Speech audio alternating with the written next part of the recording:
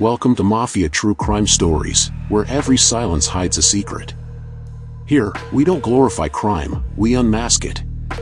Each episode takes you deep into the minds of real gangsters, men who built empires on loyalty, fear, and fate, and lost it all the same way. From quiet dons to ruthless street legends, every story here is told with truth, tension, and the calm before the gunshot. So pour yourself a drink, dim the lights, and let's step back into the world where every whisper could be your last. The rain drizzled down on the streets of Queens, New York. It was just another cold, gray morning in 1931, but for the boy in the orphanage, it would be the first day of the rest of his life. Jimmy Burke, before he was the Gent, was just a child with an uncertain future, abandoned and alone. Little Jimmy was hardly aware of the dark, unforgiving world that would shape him. Left in an orphanage at just 2 years old, his life had already been decided for him. He had no family to protect him, no safety net to fall back on. His only choice was to survive, to toughen up. His fists would have to be his defense, and his temper, his shield. He fought his way through foster homes, each one harder than the last. By the time he was in his teens, he had learned how to hold his own in the harshest corners of the city. But it wasn't just about surviving anymore. He began to look up to the men who ruled the streets. Mobsters, criminals, the kind of men who commanded respect with a glance, or a threat. He never had a choice, they'd say about him. Not in the way others did. Jimmy didn't grow up wanting power, but the streets demanded respect. And the quickest way to gain that respect was to give fear a name. His mother abandoned him before he even knew her. His father never came back. That's how Jimmy learned family didn't matter. Respect did. But what Jimmy didn't know, not yet, was that the world was watching him. And the time would come when he'd rise. Rise like a king, but at what cost? His rise wasn't by chance. It was written in the streets he walked. Jimmy Burke wasn't born with a silver spoon in his mouth.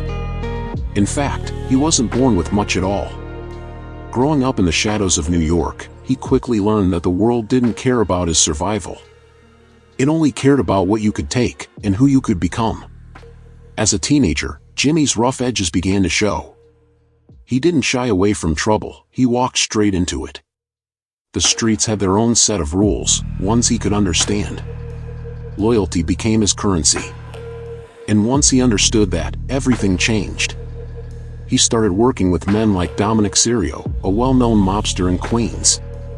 It wasn't just about the money. It was about making his mark. They ran scams, petty stuff at first. Cashing bad checks, hijacking goods from trucks. But soon, Jimmy's ambition wasn't satisfied with small jobs. He wanted more. The rush of danger, the feel of power, it gripped him. But more importantly, it made him realize something else. He was good at this. Really good. Years passed, and the more Jimmy got involved in the underworld, the more people began to notice. And it wasn't just the petty criminals that respected him. The Italian Mafia? They saw potential. They could use a guy like him, someone with both the brains and the backbone to handle the messier side of crime. He didn't need a name, a family, or a legacy. He just needed a place to make it all happen. But soon, Jimmy would find out that no one gets what they want without paying a price. He was climbing. But every climb has a drop. By the time Jimmy Burke was in his late 20s, he had become something more than just a small-time hustler. He was now part of a bigger machine, the Mafia's intricate web, where power was as much about strategy as it was about violence. He was no longer just surviving. He was building an empire, piece by piece. His rise was swift, fueled by his cunning and ruthlessness. He worked his way up, gaining the trust of the Mafia higher-ups by executing jobs with surgical precision. Hijackings. Robberies. Extortions. Burke made money flow like water, and in their world, that was all that mattered. His reputation was growing, and he started commanding the respect of the city's criminals, even the ones who had been at it longer than him. But there was something different about Burke, something the others didn't have. He didn't crave power for power's sake. He didn't need a lavish lifestyle or to be seen in the spotlight. No, he wanted control. The quiet kind that let him sit back and watch while the world he created revolved around him. It was around this time that Burke began to set his sights on bigger scores. A plan began to form in his mind, one that would change everything. The Lufanza heist. It was more than just a robbery. It was going to be a statement. But just as the pieces began to fall into place, the first cracks in Burke's loyalty appeared. People who had once been his allies now questioned his methods. The first whispers of betrayal began to swirl around him. The bigger you rise, the more dangerous the fall. And Jimmy? He was about to find that out the hard way. Jimmy Burke had always understood power. It wasn't just about physical strength or wealth, it was about control, the kind that let you make people do what you wanted, without them even realizing it. By the late 60s, Burke had earned a reputation as a man who got things done. His empire stretched over Queens, and the fear he commanded was palpable. He ran his operations with methodical precision. His business? It wasn't just a series of crimes, it was a system. He controlled everything from truck hijackings to smuggling schemes, and he had a network of loyal men who were willing to do whatever it took to protect his empire.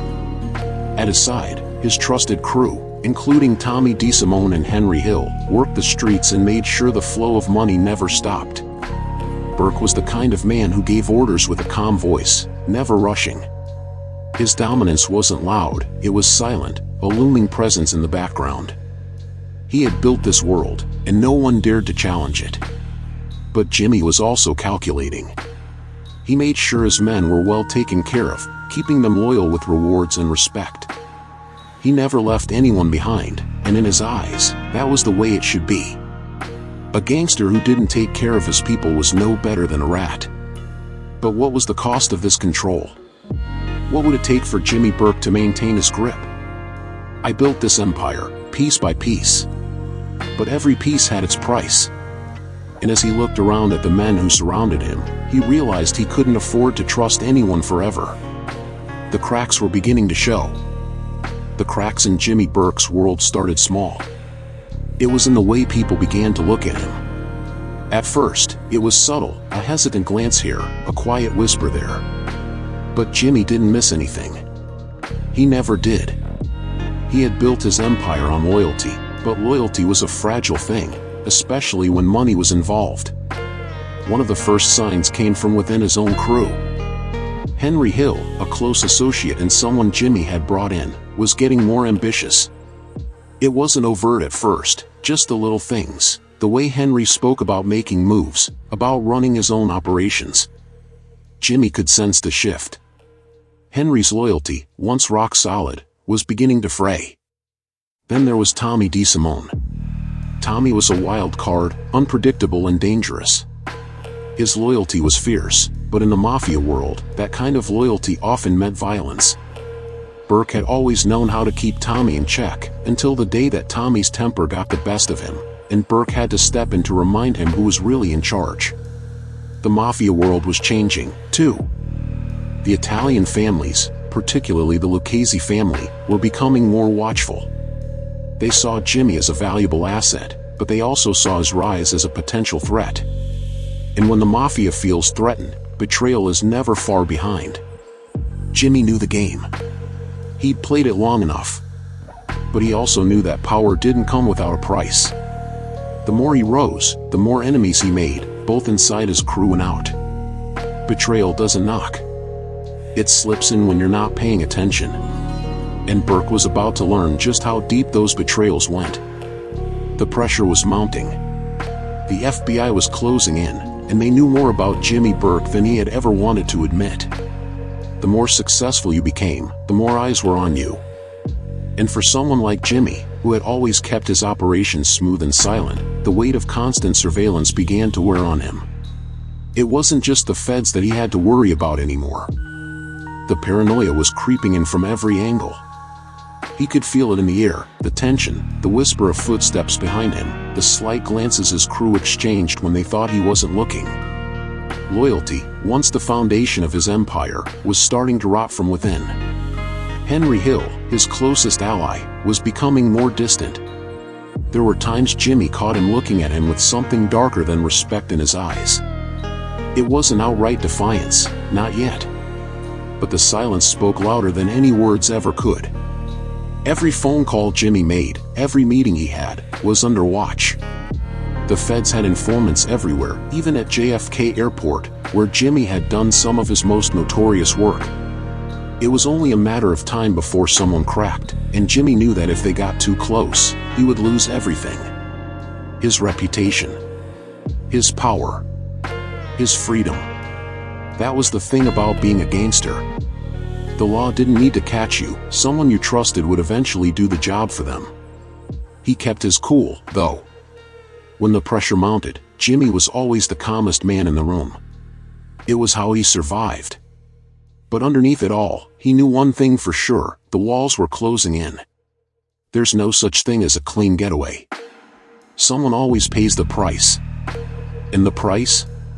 It was about to get a lot steeper than Jimmy could ever imagine. The fall didn't come with a bang, it came quietly, like the last breath of a dying empire. One morning, the phone rang, and for Jimmy Burke, it was the sound of everything slipping through his fingers. The FBI had finally gotten their break. They had enough evidence now, enough whispers and wiretaps to piece together his operations. Burke's empire was built on shadows, on trust and fear, but it wasn't unbreakable. And the first cracks in that foundation came when the feds arrested one of his closest men. One by one, the walls around him started to collapse. It wasn't just the law he had to worry about anymore. His own crew began to falter. Henry Hill, once his most trusted ally, had already started to cooperate with the authorities. Tommy DeSimone, the unpredictable loose cannon, was nowhere to be found. Burke's loyalty was no longer the shield it once had been. The betrayals were starting to bleed out, and Jimmy could feel the weight of every one of them. He'd spent his entire life building this world, piece by piece, crime by crime. Now, it felt like it was all crumbling into dust. He spent nights staring at the walls of his small apartment, his mind racing. There were whispers, but no one dared to look him in the eye anymore. The silence was suffocating, and the fear in his own men's eyes told him everything he needed to know. The bigger the score, the bigger the fall. And Jimmy was falling fast, but he didn't know just how far yet. The prison doors slammed shut behind Jimmy Burke with an unceremonious finality. The life he had built, the empire he had crafted with his own hands, was now behind bars. But even in the cold, sterile silence of the prison yard, Jimmy wasn't ready to admit defeat. He wasn't the type to crumble, never had been. Prison? It wasn't a punishment, not for someone like him. For Jimmy, it was another place to do business, another world to control. He made alliances with other inmates, found ways to extend his influence beyond the walls. He didn't rely on brute force like the others. No, Jimmy used his mind. And there, behind the walls, that mind was just as sharp as ever. Days stretched into months, months into years. But Jimmy was never one to sit idle. He passed the time by polishing his shoes, reading, and quietly gaining the respect of those around him. There were rumors about how he ran the place, how even the guards were wary of him. He may have been locked up, but Jimmy Burke never felt trapped. It wasn't easy, though. In the quiet of his cell, moments of reflection crept in. He thought about the past, the men he had trusted, the deals he had made. What would it have taken for things to turn out differently? Freedom is just a word until you lose it. But Jimmy wasn't done yet. He had learned how to play the long game. And behind bars, he was still playing, waiting for the right moment, when the world outside would call him back. Years passed, and Jimmy Burke grew older, but the fire inside him never dimmed. Prison had stripped him of his freedom, but it hadn't taken away his sharp mind. It wasn't the same as before, the world had moved on, and his once feared name had started to fade into the shadows. But Jimmy? He never stopped watching, never stopped planning. He spent his days in solitude, reflecting on the life he had lived. The heists. The power. the betrayals. But most of all, the one thing that always stayed with him was the loyalty that had guided him for so long. It was the one thing he had always demanded from his men, the one thing he had never been able to give up, even when the world was turning its back on him. By the time he was released in 1979, the world outside had changed. The Mafia was no longer what it had been, and the streets of Queens were different, quieter, less dangerous. But Jimmy felt the weight of his years, the years of violence, of pushing people away in the name of respect. He had made so many enemies, and now, as he walked back into the world, he saw the cost of it all. He wasn't a young man anymore. His body had slowed down, and his reputation had taken a beating. But inside, there was still the hunger, the ambition, the drive to control, to rise again. Jimmy knew one thing for sure: he would never stop living by the rules of the streets, not until the day they buried him. I outlived the empire I built, he thought, but I never stopped playing the game. And as the world outside changed, he would find his place once again, or die trying. Jimmy Burke lived through a time when loyalty meant everything, and in the end, it was the one thing that had nearly destroyed him. He had built his empire with blood, sweat, and betrayals. He had lost friends, watched men he once trusted turn against him, and fought a war not just with the law, but with the people closest to him. And in the silence of his later years, as he looked back on everything, the weight of it all settled heavily on his shoulders. But there was one truth Jimmy never denied: he had never broken his word. He had lived by his own code, even if it meant losing everything. As the years rolled by, Jimmy grew quieter, more introspective. The world had moved on, and he had become just another ghost in a long line of forgotten gangsters. But his legacy, twisted and flawed as it was, remained. He outlived the empire he built, but the lessons he left behind were etched in the streets he once ruled. In his final moments, Jimmy didn't look for redemption. He didn't search for forgiveness. He knew what he was, who he had been. His story wasn't about right or wrong, it was about survival in a world that devoured men like him. The streets don't remember your victories, but they'll always remember your name, he thought as he faded into the quiet of old age. And as the final chapter closed, one thing remained certain: every empire falls. But some empires, like his, never truly die. If you've made it this far, don't forget to like this video, share your thoughts in the comments, and subscribe for more stories like this one.